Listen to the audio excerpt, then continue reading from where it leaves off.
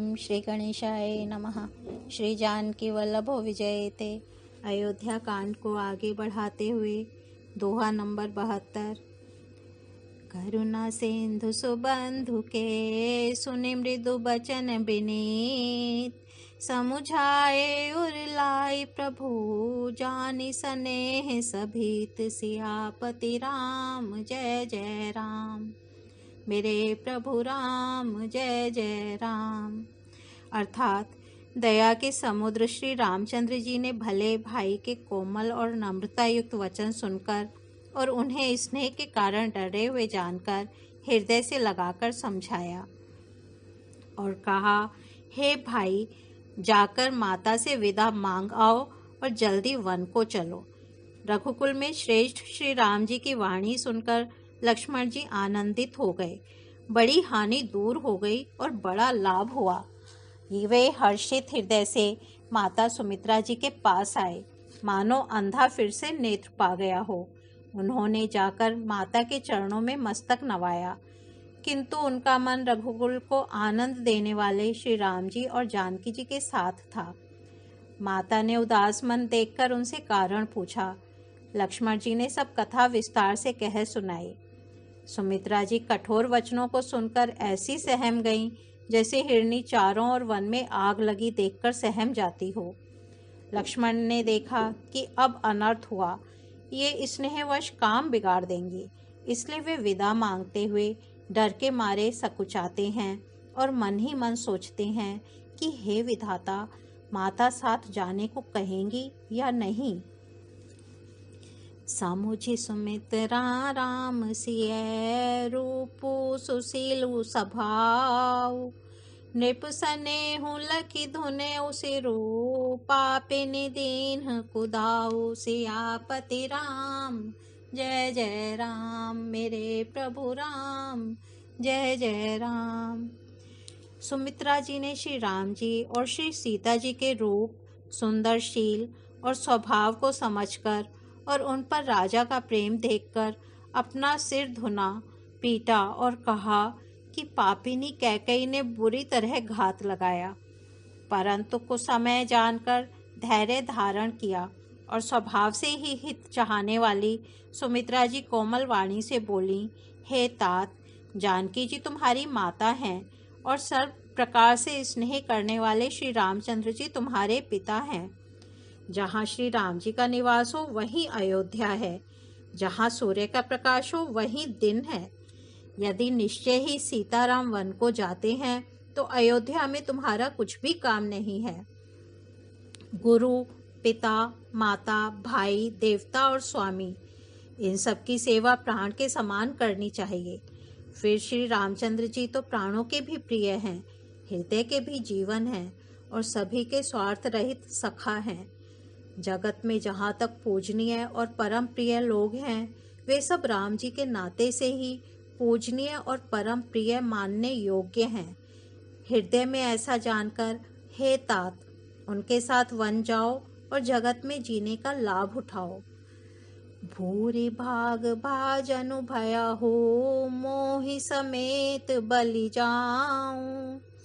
जो तुम्हारे मन छाड़ी छलू, किन्ह राम पद ठाऊं। सियापति राम जय जय राम, मेरे प्रभु राम जय जय राम। मैं बलिहारी जाती हूँ। हे पुत्र, मेरे समेत तुम बड़े ही सौभाग्य के पात्र हुए, जो तुम्हारे चित्त ने छल छोड़कर श्री राम के चरणों में स्थान प्राप्त किया है। संसार में वही युवती स्त्री पुत्रवती है जिसका पुत्र श्री रघुनाथ जी का भक्त हो। नहीं तो जो राम से विमुख पुत्र से अपना हित जानती है, वह तो बांझ ही अच्छी। पशु की भांति उसका बयाना पुत्र प्रसव करना व्यर्थ ही है। तुम्हारे ही भाग्य से श्री राम जी वन को जा रहे हैं। हे तात, दूसरा कोई कारण नहीं है। संपूर्ण पुण्यों का सबसे बड़ा फल यही है कि श्री सीता राम जी के चरणों में स्वाभाविक प्रेम हो। राग, रोष, ईर्ष्या, मद और मोह, इनके वश स्वप्न में भी मत होना। सब प्रकार के विकारों का त्याग कर मन, वचन और कर्म से श्री सीताराम जी की सेवा करना। तुमको वन में सब प्रकार से आराम है, जिसके साथ श्री राम जी और सीता जी रूप पिता माता हैं। हे पुत्र, तुम वही करना जिससे श्री रामचंद्र जी वन में कलेश न पावे। मेरा यही उपदेश है। उपदेशु यहु जेहि तात, तुम्हारे राम सिय सुख पावहि। पितु मातु प्रिय परिवार, पुर सुख सुरति बन बिसरावहि। तुलसी प्रभु ही सिख देई, आयसु दीन पुण्य आशीष दई। रति हो अबिरल अमल, सिय रघुबीर पद नित नित नई। हे तात, मेरा यह उपदेश है, अर्थात तुम वही करना जिससे वन में तुम्हारे कारण श्री राम जी और सीता जी सुख पावें और पिता, माता, प्रिय परिवार तथा नगर के सुखों की याद भूल जाएं। तुलसीदास जी कहते हैं कि सुमित्रा जी ने इस प्रकार हमारे प्रभु श्री लक्ष्मण जी को शिक्षा देकर वन जाने की आज्ञा दी और फिर यह आशीर्वाद दिया कि श्री सीता जी और श्री रघुवर जी के चरणों में तुम्हारा निर्मल, निष्काम और अनन्य एवं प्रगाढ़ प्रेम नित नित नया हो। चले तुरत संकित हृदय, मातु चरण सिरुनाय। मनहु भाग मृगु भाग बस, बागुर विषम तोराई। सियापति राम जय जय राम, मेरे प्रभु राम जय जय राम। माता के चरणों में सिर नवाकर हृदय में डरते हुए कि अब भी कोई विघ्न न आ जाए, लक्ष्मण जी तुरंत इस तरह चल दिए जैसे सौभाग्यवश कोई हिरन कठिन फंदे को तोड़ाकर भाग निकला हो। लक्ष्मण जी वहां गए जहां श्री जानकी नाथ जी थे और प्रिय का साथ पाकर बड़े ही प्रसन्न हुए। श्री राम जी और सीता जी के सुंदर चरणों की वंदना करके वे उनके साथ चले और राजभवन में आए। नगर के स्त्री पुरुष आपस में कह रहे हैं कि विधाता ने खूब बनाकर बात बिगाड़ी। उनके शरीर दुबले, मन दुखी और मुख उदास हो रहे हैं। वे ऐसे व्याकुल हैं जैसे शहद छीन लिए जाने पर शहद की मक्खियां व्याकुल हों। सब हाथ मल रहे हैं और सिर धुनकर पीटकर पछता रहे हैं, मानो बिना पंख के पक्षी व्याकुल हो रहे हों। राजद्वार पर बड़ी भीड़ हो रही है। अपार विषाद का वर्णन नहीं किया जा सकता। सचिव उठाई राउ बैठा रे, कही प्रिय बचन राम पगुधारे। राम सिया राम जय जय राम, राम सिया राम जय जय राम।